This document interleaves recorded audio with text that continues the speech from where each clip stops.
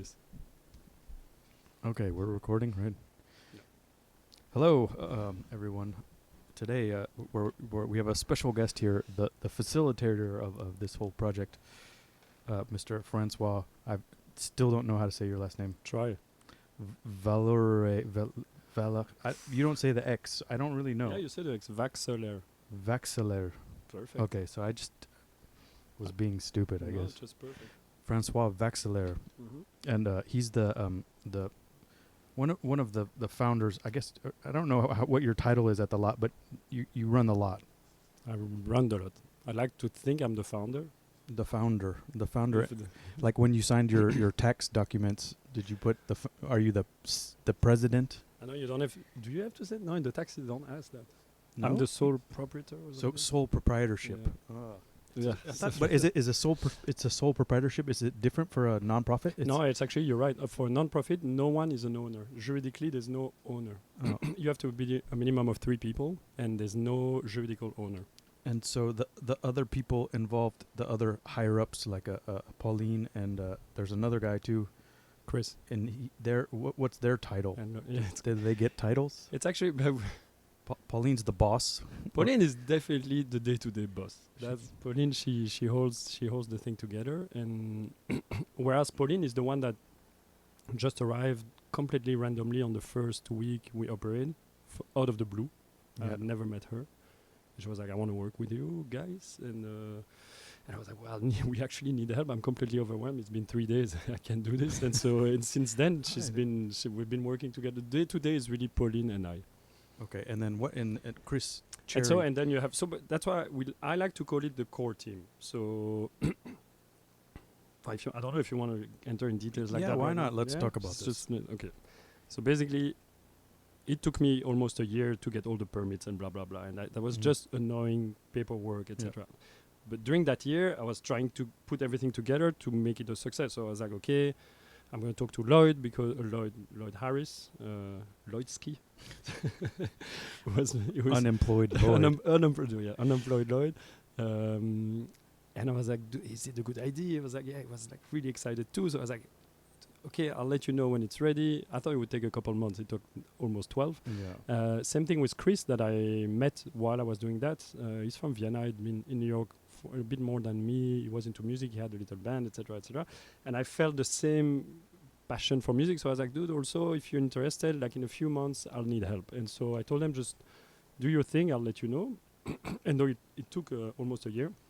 And then we started to stream. And then that's where the core team is. It's Lloyd, Chris, who are kind of like satellite curator, I like to call them. They just do their thing and they bring people who they think are interesting, and etc., because they have different kind of connection that we all do.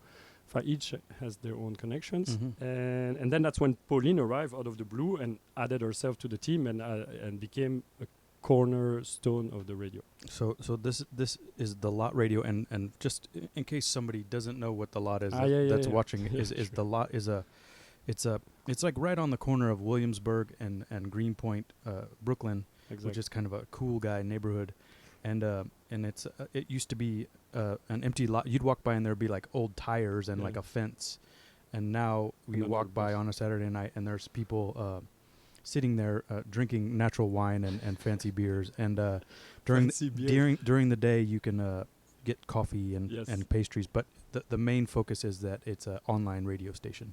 Exactly. That's the core of the project. That's not so.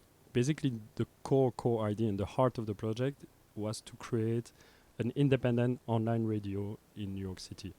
That was my idea, and then directly the key idea also is that I wanted that radio to be absolutely financially independent and self-sufficient. I didn't want to enter that weird thing where you have to Ask for money. to your friends, to your fans, to the brands, to the city. And I was like, I think we can be smarter. I think we can find a solution. So Yeah. we thought about different solution, and I Okay. think the only one that made sense was to host what we call the kiosk in the same little container, where we sell beer and wine and cider and coffee the same hours as the radio is open, 8 a.m. to midnight.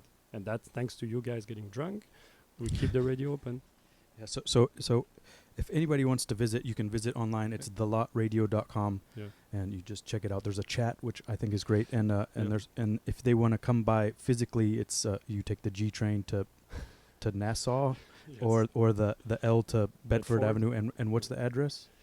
17 Nassau Avenue. I think you just go on Google Maps, you type The Lot Radio, and that's the Well, I easiest. mean, If you're not on Google, yeah, 17 Nassau Avenue, Brooklyn 11222. all right. Just so that's just a little background Yeah. about Francois Vaxelaire. Sorry, I thought it was because like since it was You lost it. you're Belgian. I thought I can't. It for some reason it's like one of those I've never heard before. So it's a is it a common? No, it's lesson? because it's actually a name from, it's a French name. We're French people who like moved from the village to Mhm. Paris. Then they went to Paris to Brussels and thought it was nicer in Brussels. And then they established a little family. It's that there's only my little family with like 50 people. and they changed their name. No, the Cape Vaxelaire is really French. It's like Alsace. Vaxelaire. Weird. It's not totally Belgian. In Belgium, it doesn't sound Belgian. Does it mean something? Actually, no. It's a cool story for me. Maybe it's not good for the It doesn't podcast. matter. We're just talking, you know. So yeah, I didn't know what it meant, and then back in high school when I was like 15 and a bit, I thought I was a chill kid, but with one teacher I was a bit too arrogant. My history teacher, because I liked her. We liked each other, so I was teasing her. Like I went to like a hippie school where you A could little bit too comfortable. exactly. I was a Okay. bit too comfortable, and so she at some point she was super much. No, you shut up, blah blah blah blah blah. By the way, do you even know what your name means? I was like, no, I have no idea. Why are you coming with that now? And she explained it means like back in the days, you know, when you had wars, you had a poor guy in front holding the flag with like the from the city or the battalion or like, you know, like the flag holder. It basically means the flag holder. The guy was in front holding the flag and I guess getting killed first or something. Just holding the flag, you know. With Did they think, or was that guy safe, like the media or something? Like it was like an unspoken rule: you don't kill the guy with the flag, or maybe I hope. or it's like when you're done, you capture the flag, or I don't know. We don't know. Yeah, I didn't ask more. Shut up by then. But I also thought to myself, she actually went and looked what was my name. You know, it's weird. And she found. But she was a great teacher. She was cool. She was a really cool what's teacher. her name? Natalie was the annoying one. I don't remember her name. Come on. No, I don't. All right. So that's you're here. I mean, you helped me do this quite a bit, and I kind of had to bother you to do this, but and I also said that we talk about the lot radio. So that's your main thing, but I like to go into a little bit of background to like how you Sure. came here. So you said already that your family is from Belgium now, Yeah. from Brussels. Yep. Born And and raised in Brussels. Born and raised in Brussels, and you're I don't know. Is it rude to ask people their age? I've been doing it all the time. No, I don't think it's rude. How old are you? 38. How old are you? 42. Oh yeah. Yeah. What? You always thought you were older than me, I think. No, but I thought you were like 39 or something. Oh no. 42. No. Yeah, it's getting there. I'm okay though. Are you? I feel okay Yeah. as long as I get my nap. I was about to say I didn't want to talk about your nap online. No, But I was like, it's the fine. nap. It's the well nap. it's well known. Okay. But so you're born. So you're born in 19. What does that make? 81. 81. So we're pretty much the same generation. Maybe you had a little more internet Yeah. in your formative years than I did, probably. Yeah. Which means you're that's why you're faster at computers than I am. I still understand it, but you're like. Yeah. So in Brussels, you said you went to a hippie school. Was that just immediately from being like in preschool and stuff like that? It was the same Yeah. school. So I went to a specific. It's kind of the Belgian version of Montessori, and a Okay. bit less fancy. It's a Belgian guy called Dr. De Crolly, who created that school in I think the 60s or the 50s. It's a really cool school. So and, so they have water polo and lacrosse. No, What are the sports? I know you're crazy. There's no sport. No we had sports. we had chicken and like a garden and stuff like that where you had to grow your vegetable and like you could come back with your compost from the house and all the teacher you had to call them by their name. There was no No shoes. no, it's actually a really cool school. No hierarchy, so the teacher has no more authority than you have on the teacher. No point at the end of the year. It's more appreciation. Yeah. So you can be good in one class, but if you're like have a bad attitude, you're not gonna have a good report. And- it was very well. And really there, well. and this is since you're in Brussels, it's like a French spoken It's for French. French speaking, yeah, in Brussels. And Was it mostly French kids that went there, like that side of, or were there the Flemish kids also? Sadly, you know, back when I was young, Brussels was Divided. I think, no, it was no, but Brussels itself, I think, is like was 98% French speaking. Now there's a lot more Flemish living in the capital, which I think is great, Yeah. and way more international people thanks to the fact that we're like the European capital. But back when I was a kid, that's a problem in Belgium. It's a tough problem, even. In the capital that's supposed to be bilingual, the school system is divided, so you don't meet Flemish people. Yeah. Like when you're a kid, I have one Flemish friend. Yeah. And what, you played sports with him? I don't play sport. I didn't play sports. Nothing. Not even like you. But you're a runner now, though. You Yeah, I started in New York to run. Oh, so to be like a New Yorker. so you could get chicks. No, so I could get just fit and not feel old. Feel better. Yeah. Yeah. It's a good thing. To It's exercise. actually I do it more for the mind than for the body. Yeah, to be it's honest. a pretty exciting thing. So what? So I mean that this school, we had other conversations before, and you said that if you were to have children, you would like your children to go to this school. So it seems like it was a pretty I told you about formative, that school. formative place. Yeah. No, I still believe so. That school.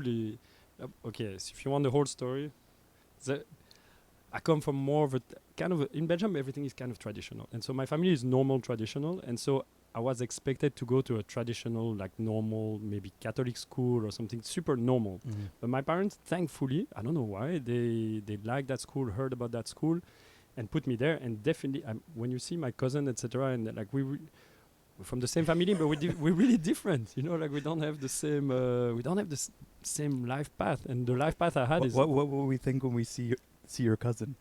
well, no, they're super nice. That I'm you're actually- not from the same They- family. It's or more like when they see me, they're like, "What happened?" Or it's more like I'm You're more the- like the you're weird, the black sheep, No, yeah, the weird one, the weird kid. but not that weird. Just they're like, okay, the guy. But do you have brothers and sisters? Yeah, I do have two And- little and brothers. They and went there too. did all of them. Are they weird too? Thankfully. Where are they?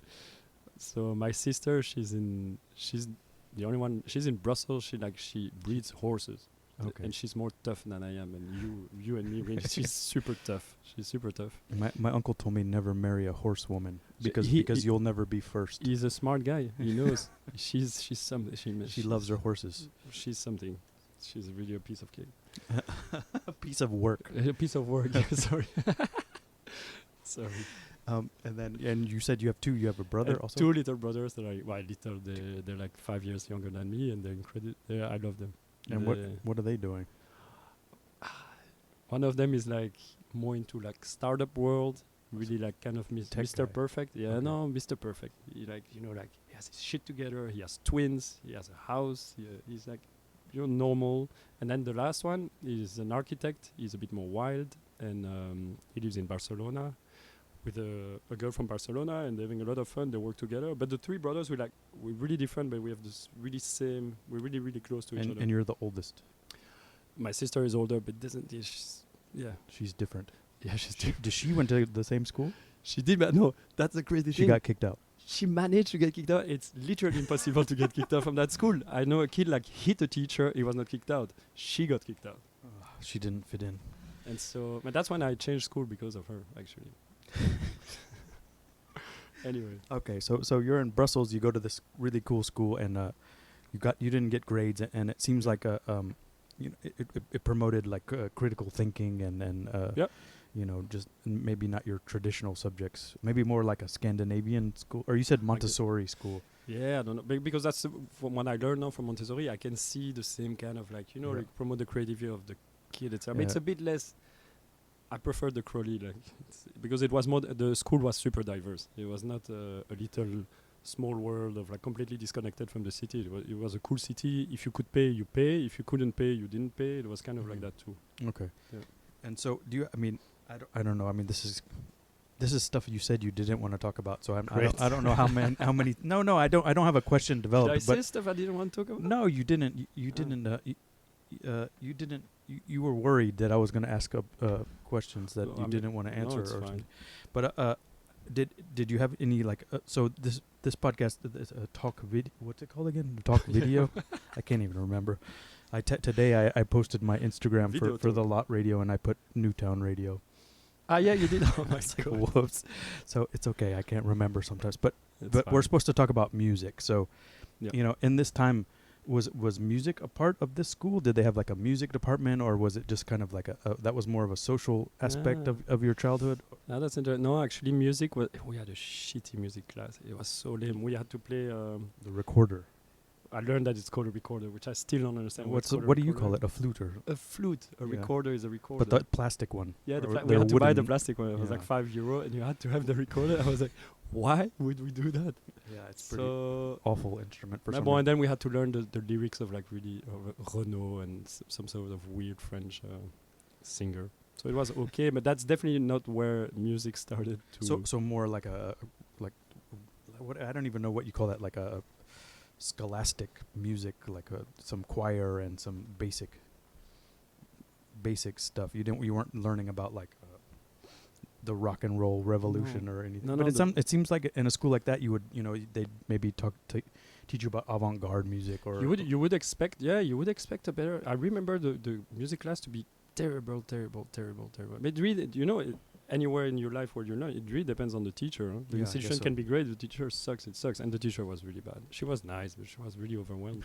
She was completely overwhelmed. But well, But you always now the thing that you realize when you're older is like the teachers are always like party people. They like you think no? She was old, man. She was not a party. No. maybe you never know. I don't know. That's the thing I have now. Like my friends, they like to, You see, the ones that are teachers. They like to get down. Well, some of them. I shouldn't make all these sweeping generalizations. But so music was a social thing, and do you remember like any moments, or this is typical? You're growing up buying tapes at the record store, because I mean I know Belgium has really good record stores, and true. I don't know, Bruss. I can't remember. Was there like a central one that you would go to, or was this like in the mall, or like it's more so. From what I remember, music is also. on the radio too? I guess. We had some radio. Radio Campus, the radio from the university was really important back then. It still is, and the music started actually because there was a lot of bands in the school. Yeah. There was a lot of weird bands, and you would go see them in the Maison des Jeunes not too far from there, and that's where you would like start to see music and weird stuff. I don't know if it was. I don't remember if it was even interesting. But what this is when you're like 15 or something, or yeah, that before. That's Before. Yeah. That's like the early beginning, and then I moved school, another weird school, and then music started to be. I don't know why. I think by chance, we started to form a group of friends who were still like now like completely passionate about music. Music was the only thing that was important for us. We had nothing. Like school was boring. We didn't see girls. We didn't do much sport, and so music became for me, as long as I can say, for me, music became one of the most important emotional outlet. I don't know how to say so. Like it's. I was not. yeah. I was not a kid like that when I was younger. I was extremely shy. I wouldn't talk. Nothing. No expression whatsoever. Super just in myself, and so music helped me a lot to just feel stuff and kind of feel stuff. But inside is me. it like an identity thing, or is it like a What do you mean identity? like it's like how you can identify yourself? Like I listen to this kind of music, so No. I was like, and also no, I was never like that. Like start to listen I'm to a that. punk Band. So rocker. I Yeah. always refused to be part because I would Okay. see that in the class. So they became punk, then became this. Maybe it's just and I thank my friend for that. Like they all created different group of extreme genre, and Yeah. I picked up from everything, and I loved everything. We had a cool story. We had in my high school, the second school I went, it was a bit more international, and there were like some English people and some more English culture. So what age did you switch to the other school? I switched, I think, when my sister got kicked out, so I was 14 or 15, and I think I did the 3 last year of high school there. Okay. Between 14 and 15. Okay. So 3 more years at the other one. At the other school, and that's where like I arrived there, and the guy I started to talk to, they were straight edge. I had no idea what it Yeah, meant. but that was a big deal, like in that time, the 90s. In right? Belgium, no. Yeah, In Belgium, no, it was didn't it? Oh, exist okay. because they were English. They Oh, didn't okay, exist. okay, Like okay. literally, Okay. there was barely internet. So I was Or straight they- edge. and they listened to ska or But no, they had their own band Yeah. called Course of Action, and it was To be honest, in So Belgium it's there like, was it's like Fugazi, like a this no, like it was Discord style. it was less good. Nation of Ulysses It and these was kind less of. good. It Okay. was pretty basic, but I loved it. And for them, it was so important because they had like they were struggling. They were teenager. We were all teenager, and for them, that outlet of that band was so powerful. And I went to all the concerts. We would like follow them in like random villages where they play in like some youth house. You know, like it was, and the energy there. I was astonished, and so I invited all my friends from the other school. I was like, "You need to see this. It's completely crazy." And they had a good straight. Like So it went well. What was the name of it again? Course of action. Course of Action. It And was did really they have fun. some 7 inches or tapes or something? No, they did a CD. I remember they Ooh. did 2 CD. I don't know how they managed that. I don't remember how they managed it's a that. good. It was, but that was the time. That was you with CDs were. Yeah, it was not. They Wha- yeah they didn't press record in Belgium. Not in that scene. Yeah. And before that, what I mean, you said you were into all different types of music. Do you remember anything like a more popular person that maybe you went to go see, like a Madonna or something? I don't know. Ooh, I don't Like a big show before, just a No, I little went bit to before see that. so many concerts. Yeah. I started. Yeah, it was a weird friend of my parents would bring me to all the like the big. Whenever a big concert would come, like that weird friend of my parents would bring me. He's so weird. Only you? Only me. Yeah. But because he knew you liked music. Yeah, he knew me. He was like he could see that I was struggling, that I was shy, What- that what- my what- parents were useless. So I was What like, was "Come, what was his name? Philip, Philip. Philip Krins. He's yeah. Are you still in touch with him? Nope. No, he's still alive. I think he's still alive. He's a complicated person, but he would bring. He was really funny. He had that guy would enter anywhere without tickets, or he was like this. Was like, yeah, let's go see the Rolling Stones. They're playing there. I was like, okay, sure, yeah, woohoo, I'm excited. So he would bring me. I had no ticket. I was like, I'm from the press. He would force his way into the press thing. It was really fun. When I was a kid, I was like, wow, that's crazy. It was really fun. And what do you remember, like some you saw like the Police or something? I don't even know what we would No, see. he brought me to see the Prodigy in no, I told him I wanted to see the Prodigy. They were playing in because the good thing in Belgium is, to be honest, when I was a kid, it's an incredible city to live in. There's incredible venues that are super Yeah. well run, with cool curation. The festivals are insane, and it's a country of festival. And the festival when we were kids, they're completely insane. You would see Pukkelpop and Dour, etc. They had like 400 bands playing in 5 days, and it's completely. And that's why, when you're young in Belgium, that's what you start to do. Like starting 15, you tell your parents, "I'm going to Dour. I'm going to 16. I'm going to Dour." For like 3 days, you take your tent and you go see like insane amount of bands, etc. Pukkelpop was an incredible one, still an incredible What's it festival. called? Oh, the name of the. Okay. The Dour one is it's in July. It's the big one in the French-speaking part, the Mhm. cool independent one. I think it's how many years? More than 20. Yeah. And then you have Pukkelpop, which is kind of the equivalent in the Flemish side. It really still now. I'm really impressed by the lineup. And then in Brussels, you have also the Nuit du Botanique. That's Mhm. the French version of. It's a really cool festival that's still happening. And this is the 90s. Wait, yeah, that's the end of the 90s, I guess. So this is like from 1995 till 1999. You're going with Philippe. No, well, that's Sometimes- exceptional. Then I go with friends to like So weird concerts. Early 90s maybe with Philippe, and then later Yeah. you start going to these festivals. Exactly. And do you remember like a big one that was just like, wow, this is the coolest thing I've ever seen? Like a one that really like left an impression, or was just a good performance. Like either way, like I don't know. Let me think. But no, but to be honest, me emotionally, it's still crazy to say, but that band Course of Action, when they were playing it, Yeah. you don't understand. It was because we have there's one venue in Brussels called Magasin 4. It means literally shop number 4. It was a super small punk venue that would hold a number of incredible shows, like insane shows, and we saw so many weird stuff. Then Zoo, you know that band Zoo from Italy, incredible like free jazz punk band, No. insane. We saw so many weird bands there. We would just go and see stuff. And So these are just touring European touring bands. yeah, and the cool thing is that Belgium, since it's not London, it's not Paris, all those concerts would happen like Sunday night, Monday night, etc. Yeah. But we would go because like it's important. Let's go, Yeah. let's see. And Yeah. you had magical moment. And when Course of Action, that band from my school, would play there in Brussels, it was, I don't know, to see my friends with so much energy and to see the crowd so excited. I was like, this is completely insane. Yeah, that's cool. And so, so it sounds like that was a good time for you. And then you I mean, you're. I was trying to get more specific information, but you're not going to give it. So it's maybe because it's really that. From what I remember, it's really that. But then it was on just the side, more the experience. You like the community aspect of it, yeah, which I see it carries on now to where you are today. You're not really. You never say like, I like this. Yeah, you're like, I just want to make exact.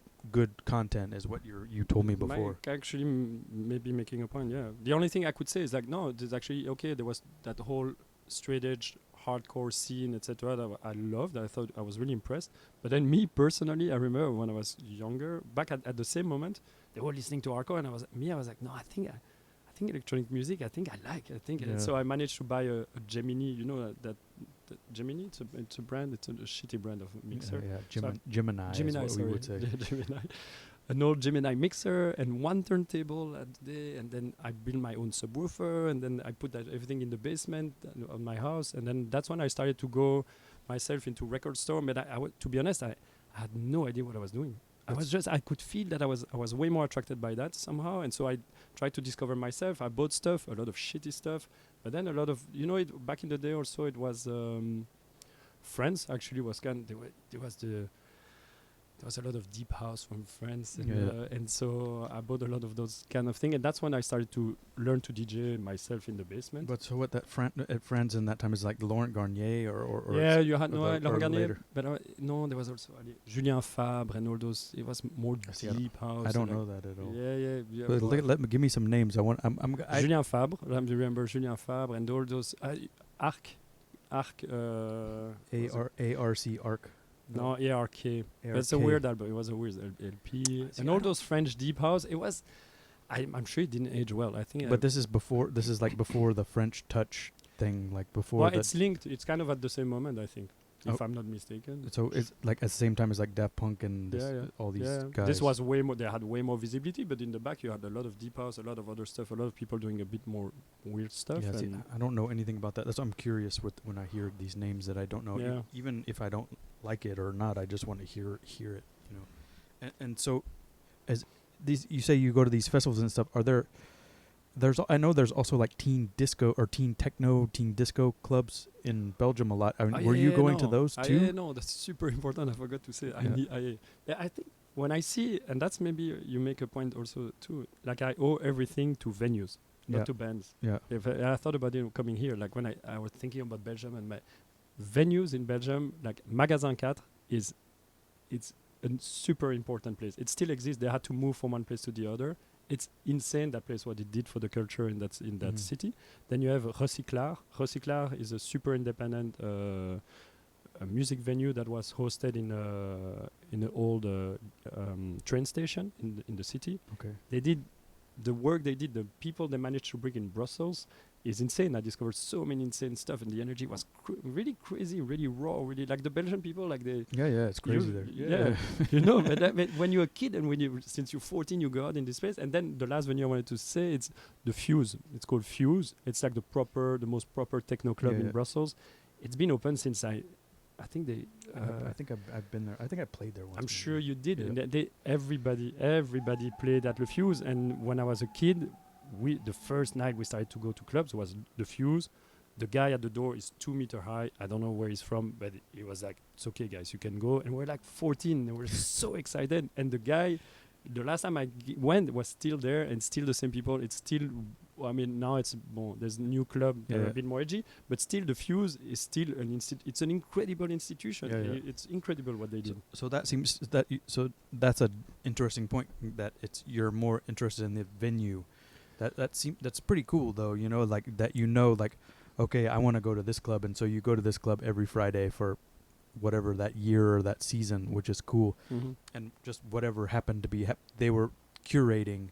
Yeah. You were interested in that. I know we went. But we were young, so we're excited with not much, and we're from Brussels. But like we've seen Jeff Mills there like so many times. Yeah. We've seen like big ass name like that. But when you're a kid, you're like, boom, this is insane. Yeah. And in a proper sound system, like it was impressive. It was super impressive. Is there like internet at this? Is there internet culture? Yeah, like how are you finding out about these clubs? It's just kind of like go to the record store and get flyers, or no, back in the days, it's still posters throughout the city, flyers in the record store and everywhere. And then when MySpace started, you had MySpace where you would see stuff, but like But that was- Fuse, that was etc. They later, didn't yeah. need. They didn't need. You would just You go. just go there. And, no, Friday and or Saturday. also everybody knew. You're like, yeah, at Fuse Friday, this guy is Techno, playing. yeah. We should go. Blah blah blah. And you would go for sure. And then other clubs like in Leuven, Le Silo. I don't know. Like the word spreads. It's a Yeah. village also. Yeah. So I mean, sounds like you had, I mean, and this probably spread on to your university. You stayed in Brussels for that too, or It long becomes complicated. story. No, okay. no, it's no. Mainly, my whole life is Brussels, but except I started to travel after my university studies. But throughout the university, I was mainly in Brussels. And what were you studying? That's complicated. Good After question. Your parents were asking the same thing. I no, guess. my parents didn't care. So Okay. they didn't care. So I thought I had to do business when I step out of school, high school, because that's what you do in Belgium when you don't know what to do. Yeah. So I went to a business school. I hated it. I went for like 8 months, and I think I experienced my first depression. I didn't know what it was. So I stopped the school, and what did I do? I know I actually I had a good idea to go meet my ex-girlfriend in Australia, to basically leave the country. I know that was after. It's complex. So you got into these relationship drama stuff. Me. Oh, yeah. Big time. Yeah. So it was business school, then girls. So no. So basically, in a nutshell, let's make it like business school 1 year, hated it.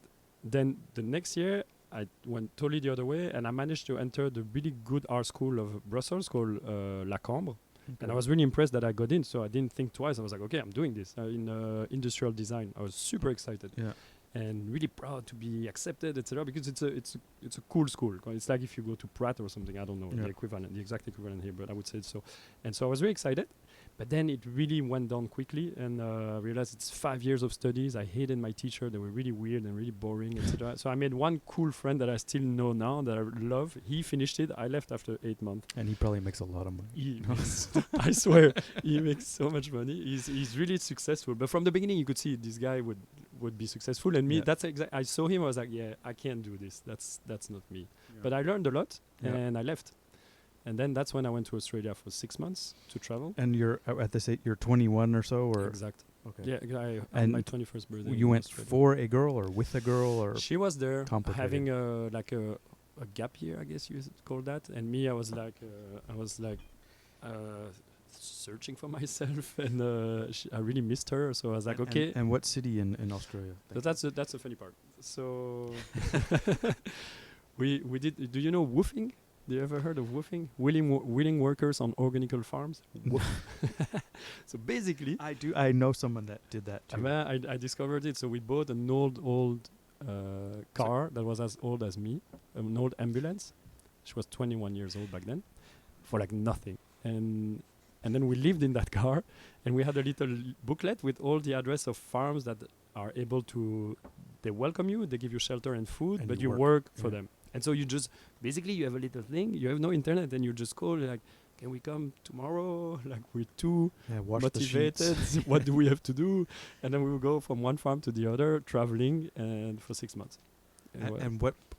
All over Australia or? No, we started in Sydney. Yeah. Went all the way up. At some point, the road stops at Cape Tribulation. There's no more road. So then you come back a little bit. Then you go. We went all the way to the center, Alice Spring, Yeah. and then went all the way up to Darwin, and ended up in Darwin. Darwin it's a village. It's really interesting. It's a really weird place. Yeah. Have you been to Australia? Yeah, I've been to Australia a couple play. times, but only I've been in Perth and Ah. Sydney and Melbourne. Yeah, Melbourne is the only city I wanted to go. Melbourne is really nice. Yeah, because the only city with a lot of sorry, Yeah. No, city it's with okay. more culture. From what I heard from everywhere I went in Australia, they were like, "You should go to Melbourne," and Yeah, we never made it. It's like for me, the Melbourne is like what you want San Francisco to be like. Yeah, It's like interesting. it's nice with hills and good weather and good restaurants, but Mhm. it's like better or I don't know. Mhm. Or like I don't know. You know how Vienna is like really nice somehow. Yeah, It's like Vienna meets with more San young people. I Francisco, hope. but but Australian young. I don't Okay. know how to. But California, the Californianess of Australia. No, but that's the reason I could feel that is the only city I needed to go, and Yeah, it's- I didn't end up there. I So I li- came back to Belgium, Yeah, you should go. and that's when I started to study.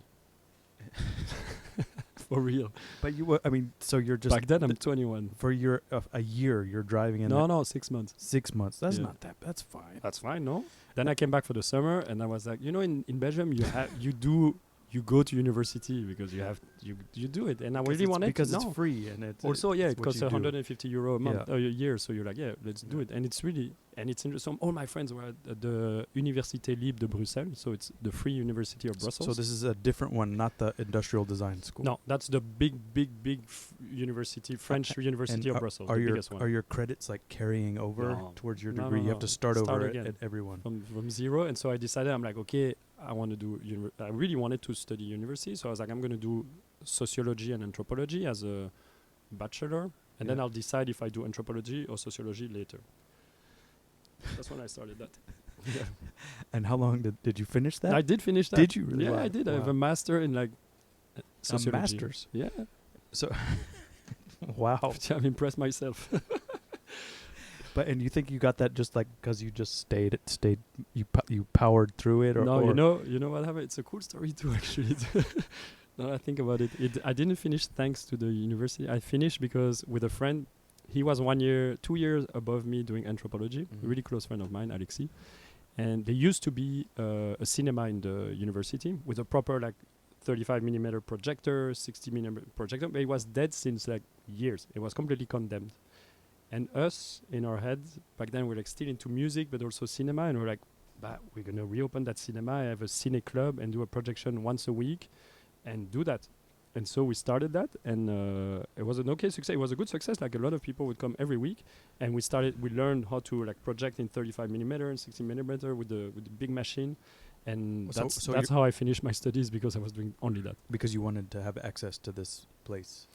I don't know. I think we wanted to do that. We had a lot of free time, and we're like, let's be creative. The university is boring again. And so you're showing a films, or you're having these live performances, or some. We did. mixed So stuff? basically, the idea was to show a lot of classical film, and for us, it was just fun to.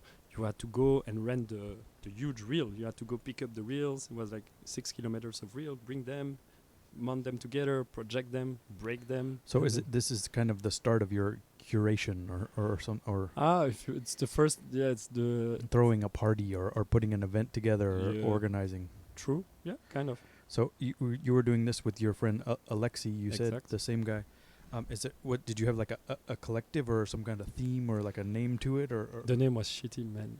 The name was so bad. I can't remember. I don't understand what happened. I'm so annoyed. what is it? It was called Zeppelin Cine Club. Like a It's Zeppelin. like Led Zeppelin. Like a Zeppelin. Like a Oh, Zeppelin. because that's what it looked like, or something. I don't know, because it's also it's a huge toile. It's a huge canvas, etc. I don't know how we get to that name, but the cool thing is that It's not terrible. Yeah, I mean, it's weird. You could have an okay logo, I think. No, the maybe, logo but- was really fun. Yeah, It was yeah. so that's how I reconnected with the art school. My Okay. friend was at La Cambre, and so she was in silk printing major, 5 years of silk printing. Okay. She was really bored, so I asked her if she was willing to do all the poster with us. And so we would do poster one by one, just one poster, one poster, and we had to put them in the whole university. And every week we had to do silk printing, and it was But see, crazy. there's something about that way of promoting, because when you're going around putting up these posters, you meet people stop you and I ask questions. Exactly. And No, you, it was then you crazy. get a different crowd than if you're just That's totally true. sending to Because your email we- list or whatever. That's totally true, because we were at that university. It's huge, but most of the poster they're for shitty parties, really tacky parties where you pay $100 and you get 5,000 posters of Yeah, bad yeah, quality, and yeah. they would clash them everywhere. So Yeah. we would be with one poster in really good paper and just post it, and then 10 minutes later it was over placard with other. Or the good thing is somebody takes it because it's nice. Exactly. Yeah. We end up all the people had them in their. It's called cot in Belgium. When you're a student, you cot. You have a really cheap apartment with other students. It's Okay. super cheap, and so and you go to parties from one to the other, and we would see them at places, and we were so happy. It was cool. The legacy. And so you're having these the Zeppelin film Cine Club, yeah. Cine Club. Yep. And how long did this go on for? For the I think it took. So it's also your whole time of your sociology degree. almost 3 years, and it continued after us. But it was the only cultural activity at the university that was not losing money. And I was really proud of that. And you learned that from the business school. No, I don't know. No, it's because we had so much fun and people had so much. Well, We would yeah, screen a movie and we had like $1. It was $1 beer always, Yeah. and so people would come and drink beer, and we'd end up like talk about the movie for hours after and drink all the beer and then go somewhere. It and was incredible. After, did you have music and stuff, or? So during we did a lot of classical mute movie with people playing on it, Okay. like Nosferatu and all those. Metropolis and. We didn't do Metropolis Oh. because it's boring and Yeah, too yeah. long. But we did Nosferatu because it's short. We did a lot of shorter one, and we had a lot of fun. There's a club over here now that was doing that. At the Film Noir. Yeah. Yeah, I know. Okay. Yeah. Sorry. No, it's incredible. So we had so much fun doing that. So, I mean, I was just gonna ask you some of the movies you showed, and you just answered that question. So I got to think of another one.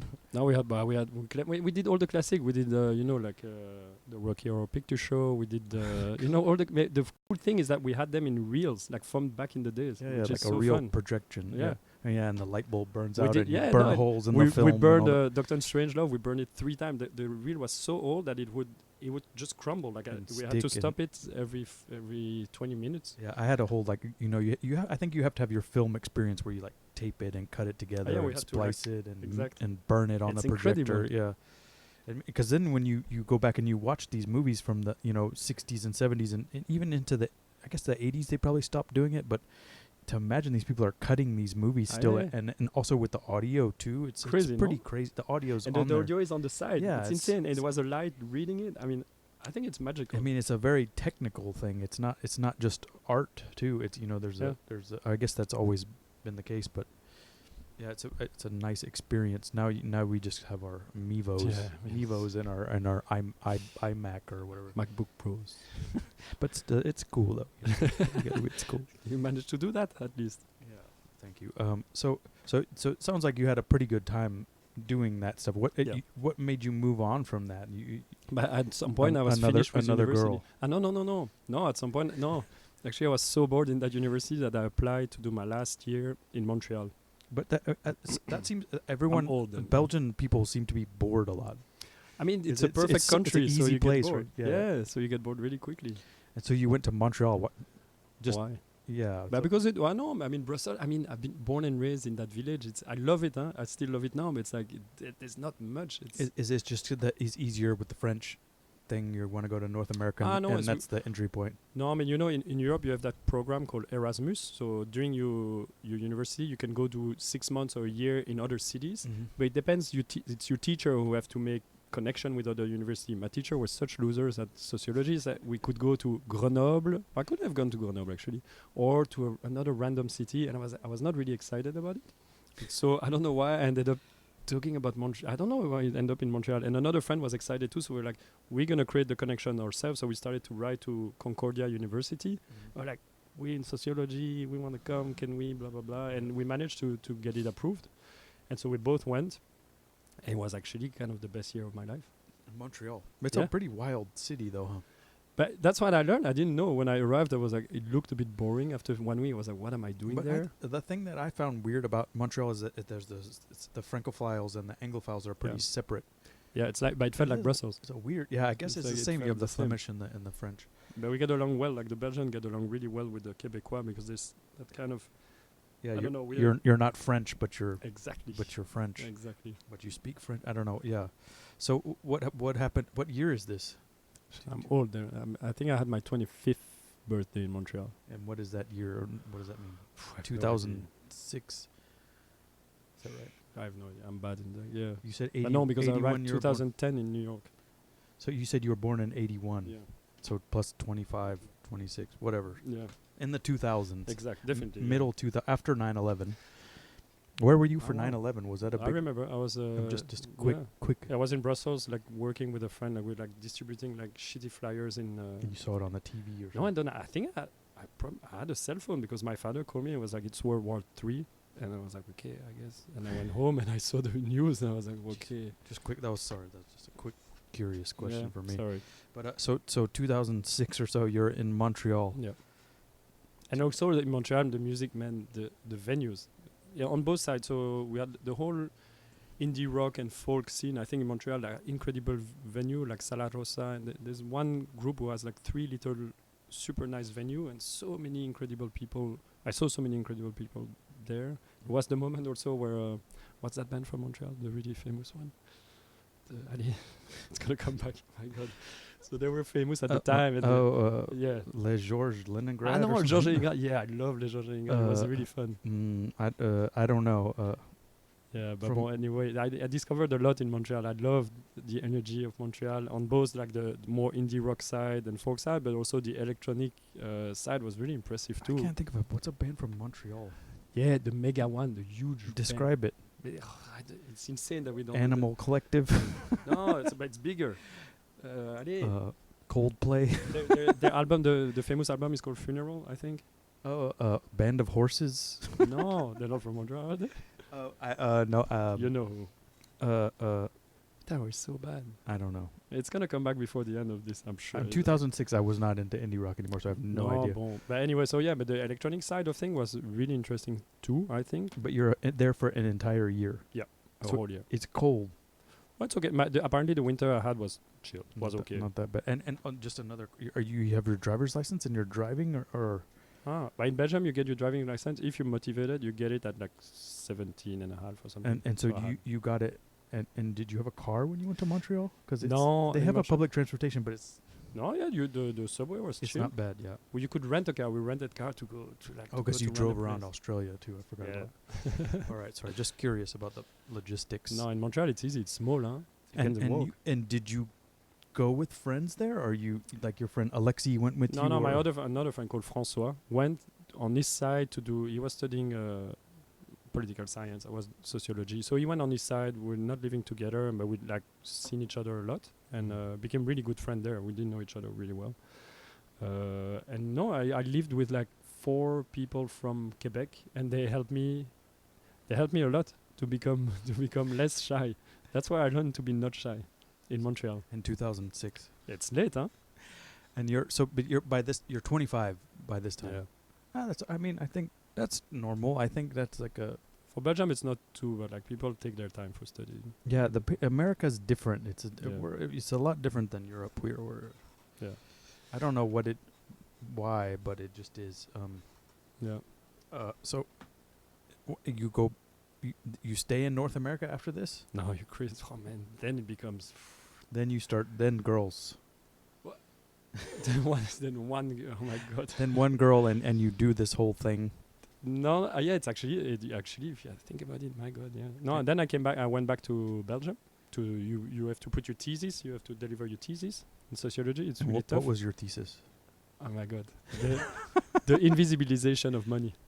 It was really invisibilization of money. Yeah. So making money disappear. But how cash? But how like why cash is disappearing? Yeah. So Yeah. How credit card is taking over, and also like wire transfer, etc. Like the fact of the cash, which is like the common denominator of like a lot of society, because it's anonymous and it's everybody can own it. Like it's switching to something that's way more personal. Every card is owned by one person, so it's the relation is really different. But so I don't. I mean, I don't. This is where I don't know what I'm talking about, but I'm gonna say some stuff. Sure. The thing I always heard is that the reason why we use cash is because the black market is necessary for the economy. I don't know. I never quite understood that, and I was wondering if was that part of this, or is there? Oh no, I didn't talk about that. But okay. no, but I read about that. Yeah, no, it's not. Is there? I mean, is that a good thing to get rid of cash? I don't know. I think my thesis it's definitely not positive in my thesis. It's like the cash is really important because everybody owns it. Like, you know what I mean? Like a $20 bill from you is the same as mine, etc. Where the big problem with the credit card, it's really symbolic. It's really subtle. But like, when you arrive, you have like that really heavy gold like card like that. The it's black not. one. But it's not okay. Yeah. It's like the transaction is really different when you arrive to a shop with a card like that or a $20 bill. Like the relation is not the same. So it was really. And so that's branlette intellectuelle. It's that's the start of something. I wrote like 60 pages on this, and I was about to like. It was tough. It was a tough one. No, that sounds like a pretty interesting subject. I mean,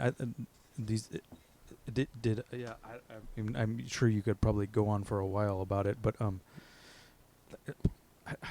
I think we need to use cash. I like it. I'd rather use cash. It helps. I think. I don't know what it is. It allows businesses to operate in this gray zone, which I think is necessary for new things to happen. And I think you need this like edge, this like buffer. But then you can talk. Well, I mean, we can even switch in. We can defend cryptocurrency for the same reason and said that those gray area can happen online thanks to that. Yeah, I still don't quite understand cryptocurrency. I mean, I just understand that every time you make a transaction, it's recorded, and you need a lot of processing power for this, so that's a problem. Yeah, but I think the technicity is not that important. I think again on the symbolic side, it's just, it's a decentralized money. It's not owned nor regulated by any central power, that's the power of it. That's the good part of it. But this processing. Yeah, but there's other cryptocurrency that use way less than the Bitcoin. So and are they as safe? Safe in what way?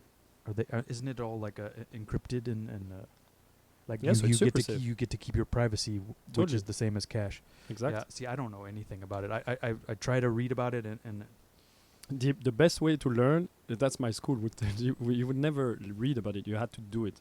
Yeah. So buy quarter of a quarter of a quarter of a Bitcoin and buy something in the dark web and you'll understand anything. I'm sure you bought some stuff on the dark web, haven't you? Yeah, but because you had to. That's my school. They would say you would never. But they would never tell you. Yeah, because I mean that's how I learn is by somebody showing me something. That's a good point. All right, that's your sociology master's degree from after you came back from Montreal. I finished. And this is from the school with the Zeppelin cinema. Exact. And your friend Alexi. And Philip. Good. Or no, the other Francois. François. Philip was the old guy. The weird guy. Won the club also. Yeah, the weird club. Oh, jeez. I wonder where he is now. Yeah, exactly. You should write him an email. All right, so we should like how long have we been going for? We're not even at an hour, you know. I'm fine. You're fine. If you're in a rush, I'm fine. I'm not in a rush. I hope I'm not babbling too much. You're talking quite quickly, but it does. I can follow, but I'm not sure if the. Maybe you have to type all the. No, I'm not gonna do that. Maybe YouTube does it automatically. You think they're gonna have a hard time with. I hope they do it automatically, but I don't think so. Okay, I'll try to talk more slowly, but then it's gonna take more time. No, I don't think so. People can put the. You know how people watch YouTube videos faster. They do that. They can watch it slower for you. No, because I have a bunch of my younger friends. They say when they watch YouTube videos, they're like, I feel like I'm wasting my time, so I put it at 1.25 or whatever, and they can watch more YouTube videos. Well, okay, I just watch it normal, Yeah. I don't. Okay, so what happened? Where are we now? Well, you're back in Belgium and you're done with school. Yep. And they said you're gonna invent cryptocurrency or whatever you're gonna do. Yeah. And but there's no cryptocurrency at this time. Actually, no. I'm so sad. It was like I read some stuff. It was before, sadly. And this is what. So now we're into 2007, 2008. Yep. And there's a lot of minimal techno in Brussels. I'm sorry. That was a weird time. It was like I don't really know what. There was also like new disco. They kind of it was like at the same kind of. There's True. Or I kind of fell into house edits, disco edits. Yeah, the minimal was quite big in Brussels at some point. But but that's like I only I think of like a compact and Perlon. Yeah, and exactly. Like this kind of stuff. Yeah, so in Brussels they would come often. Like every weekend you'll have a big party with those kind of DJs, etc. And there was one crew called P3P instead of P2P. They were doing a good job. They were like they would always find the weirdest place and do like kind of semi-illegal parties with proper in that minimal sphere, proper DJ. So like a rave. Yeah, but with a proper. It was nice. It was fun. We had a lot of fun. So all this time. So you said you're earning money. Did you ever have like other like weird? Did you ever start to have jobs after school there? But yeah, so we did that cine club, and then while traveling in Australia, not much. In Montreal, you couldn't earn money. You could only work on campus. But you get. But the way the school is set up there, they also give you like a stipend, like a daily. Yeah, and food and money and. Yeah, and also, but the thing is, in Belgium, the life is not that expensive. Back then I would live at my parents still, Yeah. basically okay. until wait, no, what am I talking about? When You did I lived leave at my your parents until you were 26. No, no, I'm thinking out loud. No, you were in a student. When I came back, no, when I came back from Montreal, I had to live at my mother's place for a while because I just came back from Montreal. I had no idea what to do. Finishing my thesis, I finished it at my mother's, and then I moved in with my girlfriend. And she's Belgian. She's raised in Brussels, but from Brazil. We got trouble. So You went to Brazil. So I went to Brazil with her, exactly, for 8 months. And that's where we started. Because the thing is, we both had this same idea. I studied sociology, etc., but we wanted to be more professional in photography and video. Because I was passionate with documentary filmmaking, in sociology, etc. I was really into it. Where did when did this come? Because From you were yeah, watching movies yeah, and yeah, studying exactly, sociology. Exactly. Oh, sorry. And thinking about like society and blah, blah, blah. And you're going to change the world. Exact. And so... Did you change it or what? Not yet. I changed... Trying, working on it. And so with her, we decided to travel in Brazil and try to propose ourselves as like, photographer to a couple NGOs, etc. It didn't work as well as we planned. It was tough. We didn't have that many jobs, but we managed to live there for like 6 months, I think. We ended up in Fortaleza, working for a cool NGO.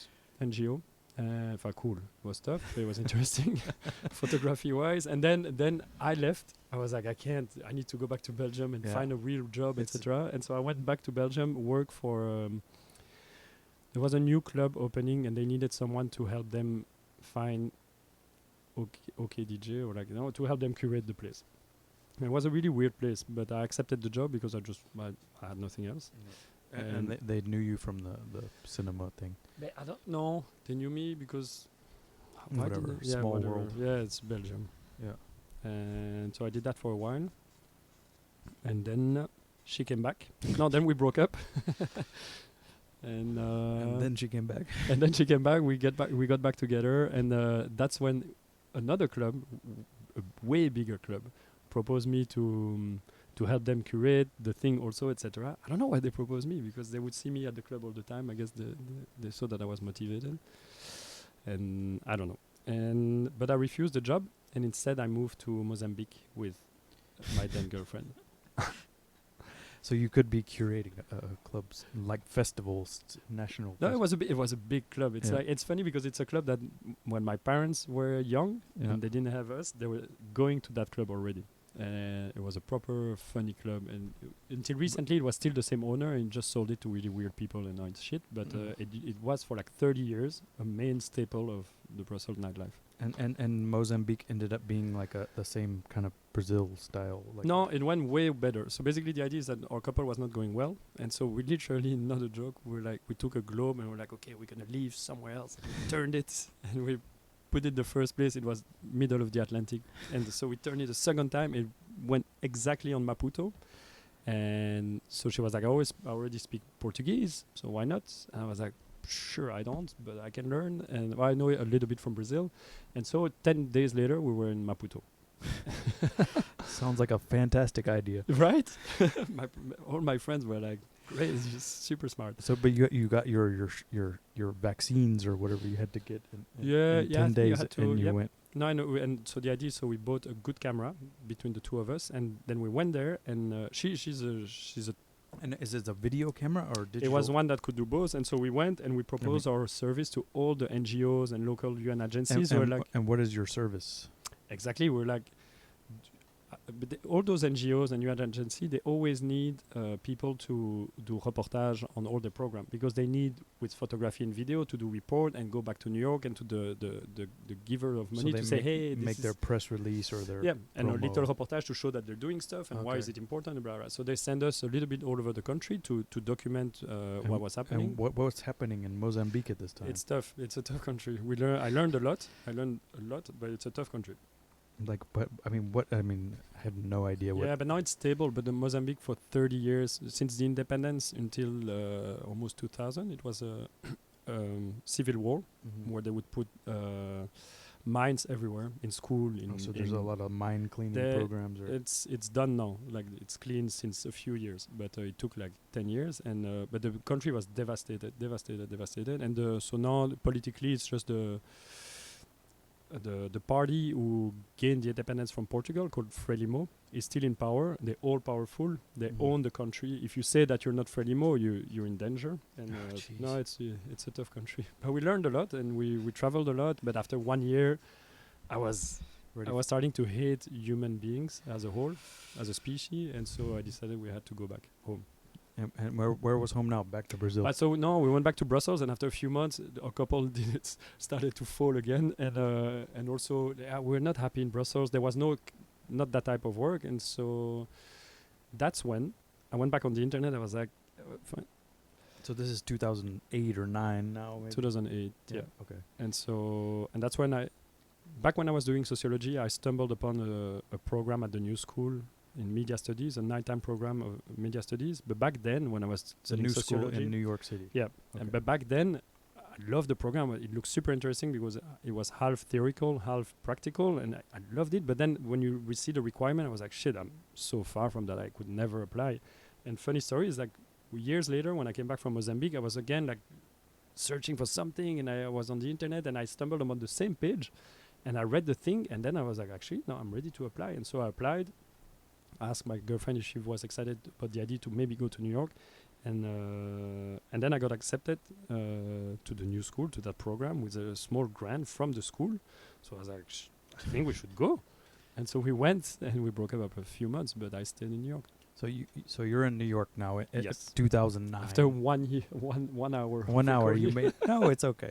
It's perfect timing. I think Alright. it's a good. Everybody's got a 1 hour intro.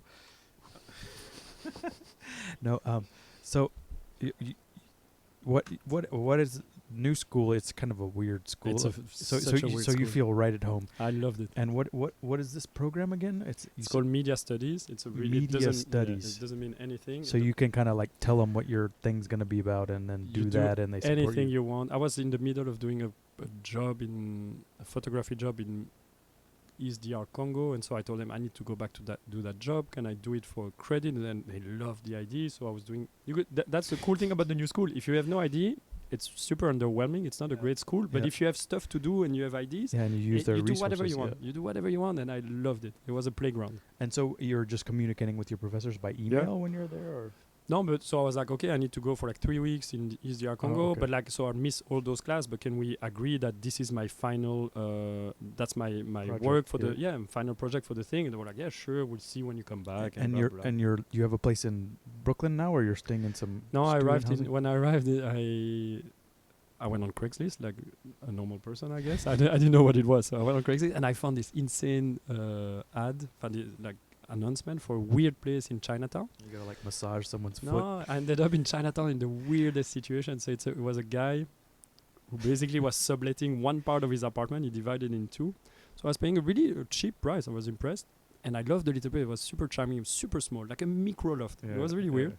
And then, so my girlfriend came. She liked it too, blah, blah, but we didn't get along. too She small, went yeah. back for the job in Mozambique and blah, blah. Yeah. And so, but then after a few months, I discovered that the situation was so shady. And so at the end, we broke up with my girlfriend. And I went back to the guy. I was like, I can't pay that much rent. We need to discuss, etc. Because I could feel something was weird.